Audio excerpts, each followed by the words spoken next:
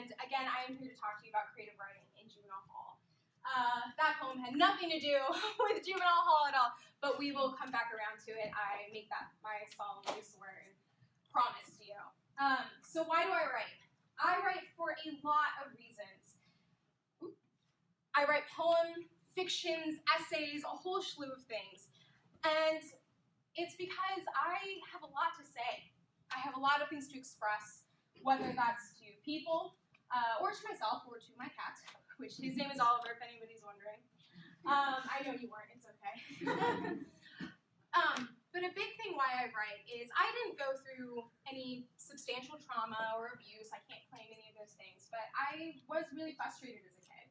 I had a lot of the typical angers that you'd see, a lot of the depression kind of that comes with the pains of growing up. And writing was my salvation. One of the big things too was not only just writing, but seeing other writers. Poetry of Whitman, the scary stories of Edgar Allan Poe, or the essays of Bell Hooks, those were my superheroes. They could talk through anything and make it just sound so cool. And it inspired a lifetime of writing. But perhaps the only thing that's more important than me writing is what I do on a daily basis, which is helping others write. I worked for a little bit at Cal Poly doing my graduate program, and later on I now work at Juvenile Hall. This is a space that many people aren't necessarily familiar with, or they're not sure how to approach as a conversation. But it is very different than what we're used to. It's not like the writing classes that you might have here at Moorpark, or the workshops that you go to at coffee shops, or even the writing that you do in your cool moleskin notebook with the cappuccino on the side. It's a very different and complex world. Now, before I get into the intricacies of Juvenile Hall and writing and creative writing, I need to fully disclose to you, I have a lot of support. I teach a couple classes there every single week, and I teach it with a very good friend of mine who sadly could not be here today, but her name is Carly Smoot, and together we are a teacher and a public speaker who work with an organization called Restorative Partners. So feel free to ask me any questions about them afterwards, but they're pretty great. So one thing about working in Juvenile Hall that I quickly found out, people don't really know how to talk about it. And it's very important that if we are going to talk about it, we do it the proper way. When I started working at Juvenile Hall, my parents were very, very nervous. They weren't sure what I was getting myself into. My very closed-off Chinese small mother, she would talk to me and go, "Are you sure you want to do this? Are you going to be alone with them? Are you safe?" All of these things. And at the time, I did not have the answers to her questions. I understood them, but it would take a while for me to figure them out myself. So before we have this conversation, let's get a couple of things clear. So you work with inmates? No. These are not inmates, these are minors. It's easy to forget that in a situation like this, these are kids. These are 11 to 18-year-old boys and girls who you would see at a summer camp, or you would babysit on the weekends, or you'd see going to prom. These are children like what we used to be, maybe our younger brothers and sisters, or younger cousins. They are not adults, and that means that we're working with a really different group of people. Are there boys and girls? Yes. The facility I work with is a co-ed, though there is a drastic ratio of many more boys than there are girls. They are still cohabitating, and they also take the classes with me. Just a little insight, they do sit on opposite sides of the classroom, primarily just to keep things a little bit safer, make the officers feel better, and have a little bit more control. So they do socialize and interact, but it does look a little bit different than what we are all doing right this minute. Are they violent? Generally, no. There can be a few instances in here and there. Oftentimes, the officers will ask me not to enter the facility at all. But generally, it can be anything from just kind of basic fist fights to just somebody getting aggressive just with their body language and everything. There's a variety of those, but they have a really supportive staff, great folks always around them. So hopefully, if there is anything, it doesn't ever escalate or get out of control. Was I scared? Yes, at first. Not necessarily because I thought that I was in danger, but I just didn't know what I was getting myself into. I had been a camp counselor, again, taught at Cal Poly, things like that, and I was used to very tame situations because I felt like I understood. this was just intimidating. I didn't know what was going to happen. And again, it just took me on a very long journey. Finally, why are they there? The kids are there for a lot of reasons. If you know anybody who has been in a juvenile hall system, or anybody in your family or friend, or even heard of it, they come from a lot of different backgrounds. They're there for a lot of reasons, anything as small from kind of petty theft to even gang relations. It is a huge variety, but one big thing that is important for me is I cannot know their cases. I cannot know the details of their cases. I can't know really anything that would violate their privacy or currently what's going on with them. So there is this kind of distance between myself and them. I can know how long they are there for, anywhere from a couple weeks to even a couple years. I can know what their personality tendencies are so I can better prepare myself, but other than that, that's kind of where the conversation ends. What it's not like. It is not scary. It is not life-threatening, and no, it is not like Orange is the New Black. Fantastic show, but absolutely has nothing to do with where I work at the juvenile hall facility. What it is like, it is uncomfortable life. I have a supportive family, I got to move around a lot, and had a fairly good education. These students were not given the same opportunities, so to say, and so then that made my approach into it a very strange one. I didn't know what I could or could not say or what I couldn't assume.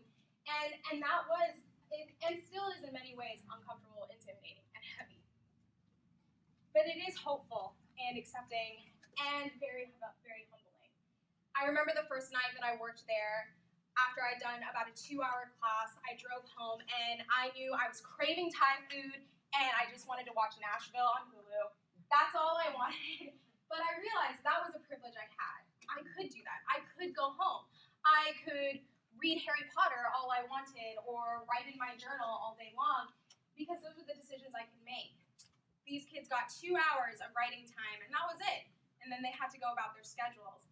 And it was a privilege that I didn't realize I had until that moment. So, I teach a class called Inside Voices.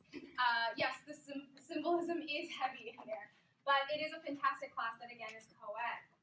We started off with this class for a while, and it was very eye-opening. We would have anywhere from 5 to 25 kids in a particular session, and some of them you might not see ever again, and some of them you might see for months and months. But early on, I was asked a question by a juvenile officer that, though shocked me at the time, didn't in hindsight. And as he was walking me towards the classroom, escorting me, he said, okay, well, all the kids are in there, all the boys and girls, but this is like a girls thing, right? Like this is a girls class, isn't it? And I realized the stereotype that I hadn't even seen myself walk into isn't writing for girls. I think typically we think of emotions as a very feminine trait, and certainly expressing it is a very feminine trait. But I found out that he was very, very wrong in this situation. How so? We had the boys and the girls in Inside Voices, and we would do a workshop with them, talk about either, friendship or loyalty or these big topics, and we'd write poetry together or short fictions. And the boys loved it. They would write and write and write pages of things, couldn't wait to share it. They'd share it with the class, with us, and it was awesome. The girls, on the other hand, despite my own stereotype and that of the juvenile officer, did not at all. They were much too afraid. They all sat in kind of their area, said, I don't want to participate, I'm not going to do this. And it wasn't until we realized that the only thing more frustrating and feeling vulnerable than a girl in juvenile hall is a girl who expresses her emotions in juvenile hall. So, we did do one more class, and at the risk of sounding exclusive, we created a spin-off Her Voice. We meet far less, but it is kind of a space where we get to talk to the girls just for an hour or so they feel a little bit less pressure, and again, a little bit less vulnerable.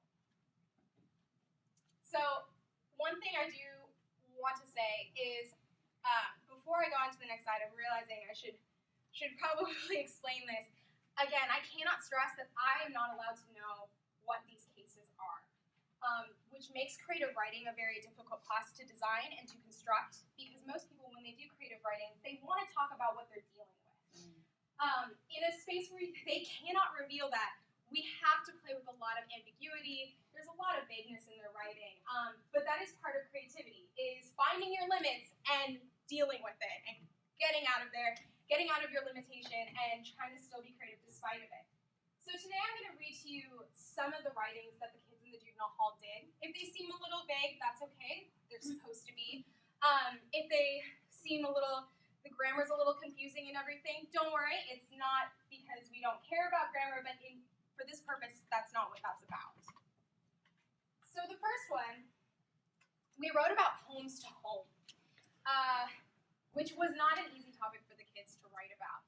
This was a young man who was having a very difficult time writing about his home, and so it was inspired by him. And this is what he said. Where I come from, no one knows compassion. Everyone around me is emotionally crashing. I'm not one to always be stashing. I know to speak my mind with fire and passion, but when it comes to authority, I'm only dashing. Because I'm tired of handcuffs becoming the new fashion. Our youth is only worried about cashing or worried about what their next smash is. What happened? Everyone's lights are out. Their minds are blackened, but our authority is always matter-of-facting.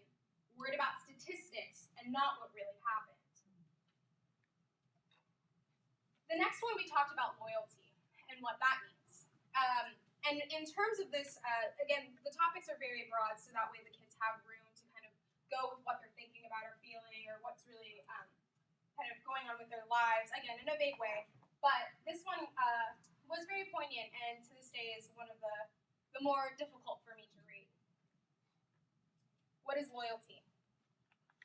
People say all the amazing things their dads have done, like going to the moon and fighting fires, but I can't. All I can do is ask, what's the difference between my dog and my dad? When they have no answer, I say, my dog came back. Now, not all the writing in this workshop is upsetting or depressing or painful. Luckily, a lot of it is very uplifting and hopeful. There's a huge variety, and so I thought I might share a little bit of those as well. We did a workshop about writing letters to either our future selves or to our past selves. Dealer's choice, what you wanted to do. And this was from an amazing young woman who had dealt a lot with self-worth and understanding what her self-worth meant and understanding what worth meant in the eyes of others. So this was to Dear My Future Self. I hope you found the respect for yourself that you deserve. You are yourself, and no matter how hard you want to give up, I hope you are trying the best you can be. Life is not about looks or weight or whether a guy or people think you're pretty. I hope you've learned that. I also wish that you've learned that being wanted is not a necessity. It is rather a weird craving that you have always had. And finally, we did do another one that I wanted to share with you today, all about love. We talk about love often, whether it's familial love or relationship love, and this one is by an amazing writer. He has so much talent, and he does not even know it. And this is an excerpt from about 4 pages he wrote within 2 hours very excitedly, because he apparently had a lot to say on the topic. The last part read, it doesn't matter whether or not a man or woman is perfect. It matters whether they're perfect for each other. Why to love? Why shouldn't you? People need love. We crave it. We are only human. We need love. These are the types of voices that I come into contact with every week. Hundreds and hundreds of students writing these. Boys and girls, again, from all backgrounds, all situations. And a big thing, it's their stories. Their stories are something that they feel like they don't have the right to explain or to say. They're often hushed or pushed to the back or literally and physically, geographically removed from the rest of society. So having this space of 2 hours isn't about being published or being the next Wordsworth. It's about just getting your story out, whether it's for a classroom of 8 or for a classroom of 50. A huge thing that really caught me was, are you really making a difference? A very lovely friend of mine, whose family is in law, I met his father over dinner one day and told him about what I did. And of course, you can tell I'm a very excitable person. And he asked me very stoically, very point blank, well, are you really making a difference? That was a hard pill to swallow. I hadn't really been asked that before, and it's primarily because people get very excited about creative writing and the good work that we can do and social justice and all these great things, but some people just want it down to the numbers. And again, that wasn't something I could answer. I couldn't say, yes, we are serving thousands of kids and they're getting out of these situations and it's amazing. I wasn't sure. I teach there. The big thing is I am not their parent. I don't know what they deal with when they go home. And I can't give them values that I deem appropriate. I'm also not their therapist or their priest. I'm not equipped to handle the emotional complexities of every child. And it's certainly not in any way confessional in terms of the workshops we have. And finally, I am not their lawyer. I cannot tell them how to get out of their situation or what to do when they meet a judge or what to say and not to say to others. It's something that I'm just incapable of doing. It's a limitation and it's not my duty.